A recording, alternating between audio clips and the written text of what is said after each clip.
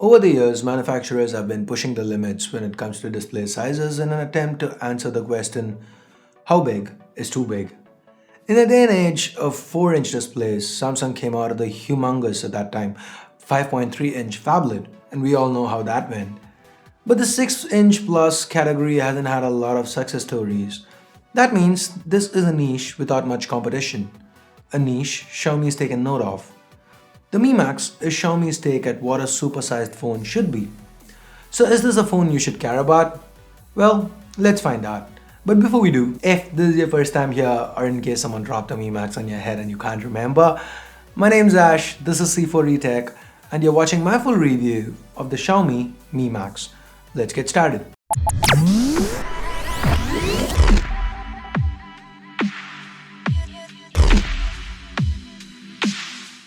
First, let's start with what's underneath the hood.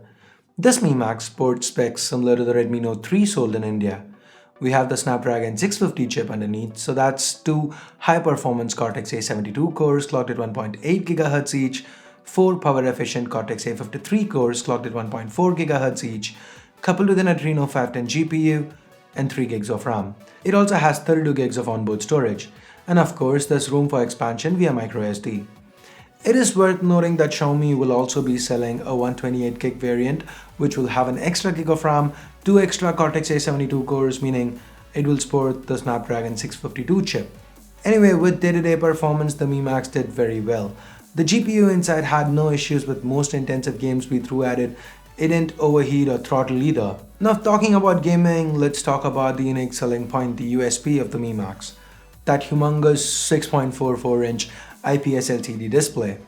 This display has a full HD resolution, meaning a pixel density of 342 pixels per inch. That's sharp enough for most scenarios. Gaming, consuming media, even reading comics, you aren't really gonna notice pixels unless you go looking for them. The color reproduction's natural, the viewing angles are decent, and this display gets bright, so sunlight legibility is also not an issue. We can't talk about the display without talking about the built-in design, so let's do that now. The front is covered by 2.5D Gorilla Glass 3, meaning there's a subtle curve to the sides. On top, we have the earpiece, sensors, a 5-megapixel camera, the mammoth 6.44-inch display follows that, and we have the familiar capacitive keys at the bottom, and these keys are backlit. The power button and the volume rockers can be found to the right. Up top, we have a 3.5mm headphone jack, a secondary noise cancelling microphone, and an IR blaster. There's a tray to the left, and here's where you can add either two SIMs or a SIM and a microSD card. The speaker, micro USB port, and the primary microphone reside at the bottom. The audio via the speaker is a little too low for my liking. That said, the audio via the 3.5mm headphone jack is good, and the cellular reception and call quality are also excellent. The only issue with calls is having to put this huge phone up to your face.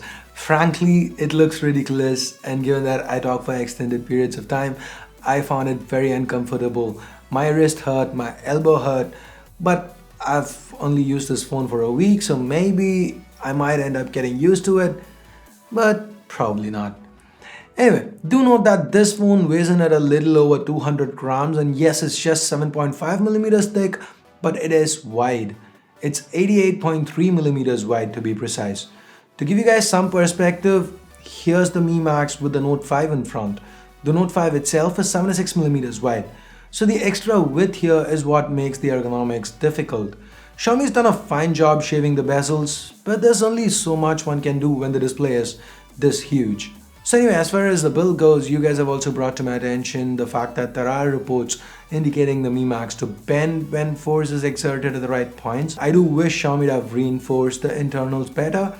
Anyway, just like I've said in the past about other phones like say the iPhone 6, I don't think this should really factor in your decision to buy the phone because you like me probably won't experience any of the issues with regular day-to-day usage. Moving on, to the back we have a 16 megapixel rear camera, a dual tone dual LED flash, a fingerprint scanner, and the Mi branding. I'm not really happy about the placement of the fingerprint scanner here. It feels a little too high, meaning you need to maneuver the phone in hand to be able to use it. The scanner itself is top-notch, very quick and accurate. I had no issues with it, and that's to be expected given that it's the same scanner from the Redmi Note 3. And like I said, while I don't like the placement, I do understand why Xiaomi had to do this.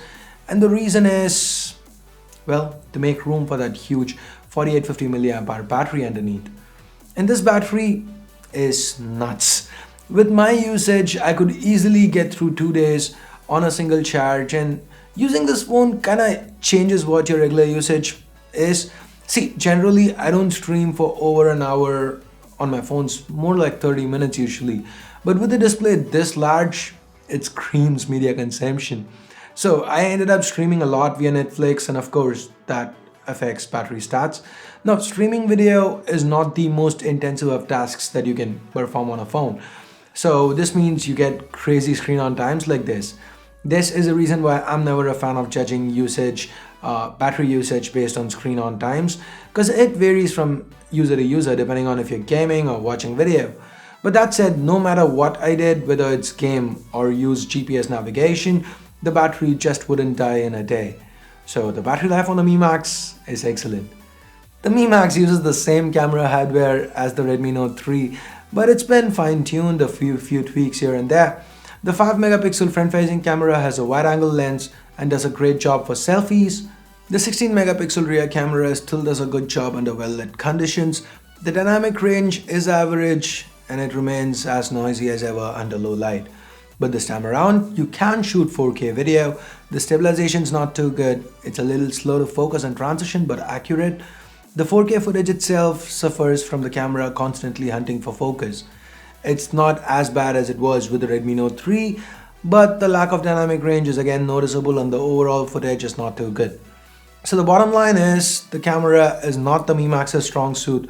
It's good enough for still images under well-lit conditions, but don't go in with a lot of expectations. With that said, we now get to the software. The Mi Max ships with MIUI 7 built on top of Android 6.0.1 Marshmallow, and Xiaomi's promised a quick update to MIUI 8 soon.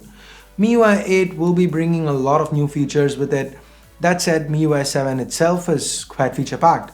The UI on the Mi Max has a lot of little tips and tricks to it, right from the one-handed mode to double tap to wake to the way the apps are handled. There's a lot of tweaks here, and almost all of it work great. The user experience is very good. The Mi Max is fast and responsive, apps open up quick with little to no lag. The memory management is also quite decent. And on that note, let's talk price. The Mi Max is priced at 15,000 rupees for the 32GB variant and 20,000 rupees for the 128GB variant. The pricing seems sensible, 3,000 rupees over the Redmi Note 3 for a larger display, arguably better build, and a 20% boost in battery capacity. Not bad at all. But the question here is not if the Mi Max is worth the asking price, because it is, but rather, do you want or need a phone with a 6.44-inch display?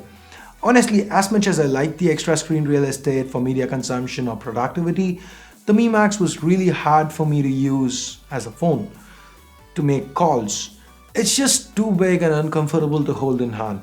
But that said, if you are someone willing to make the trade-off, comfort for a huge display and insane battery life, or if you're looking for a secondary phone that can double as a tablet, or rather a tablet that can double as a phone, then the Mi Max is definitely a great choice for you.